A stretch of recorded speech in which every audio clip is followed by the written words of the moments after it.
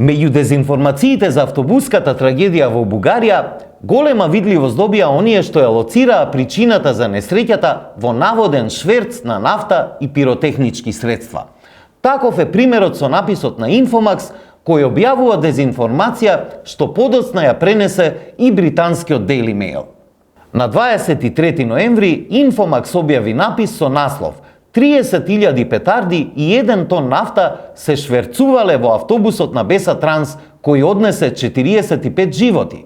Постот на Facebook страницата на Инфомакс, кој содржи линк до написот, Вистиномер го оцени како невистинит, а компанијата Facebook ја означи објавата на Инфомакс како лажна информација, проверена од независни проверувачи на факти. Во рецензијата на Вистиномер со наслов "Не е точно дека во автобусот на Беса Транс се шверцувале 1 тон нафта и 30.000 петарди" се вели: во написот кој што е споделен во постот се изнесуваат непроверени и неофицијални информации, а медиумот се повикува на информации од истрагата. Ваквите шпекулации допреа дури и до странскиот печат, па така Daily Mail ги пренесе наводите на Инфомакс дека пожарот започнал во предниот дел на автобусот откако експлодирале 30.000 петарди складирани во багажот. Следниот ден пак Daily Mail, повикувајќи се на службени извори, се коригираше, истакнувајќи дека истражителите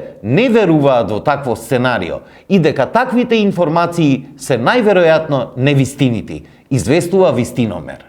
Освен овој случај, објава со сензационалистички наслов "Трагедии, автобусот на смртта во Бугарија шверцувал керозин и 30.000 петарди", која делумно ги пренесува дезинформациите на Инфомакс, осамна и на популарниот сараевски портал radiosarajevo.ba.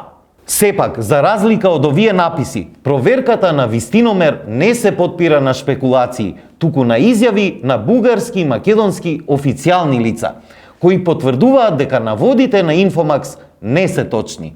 Но Инфомакс, за разлика од британскиот Daily Mail, не ги коригираше изнесените невистини.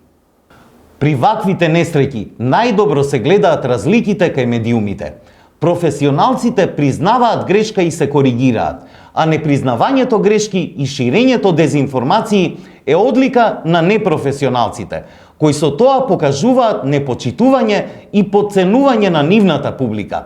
Овие разлики секогаш испливуваат на површина при вакви несреќи и се поука дека само вистината е состојка што на долг рок ја гради довербата и почита помеѓу медиумите и публиката.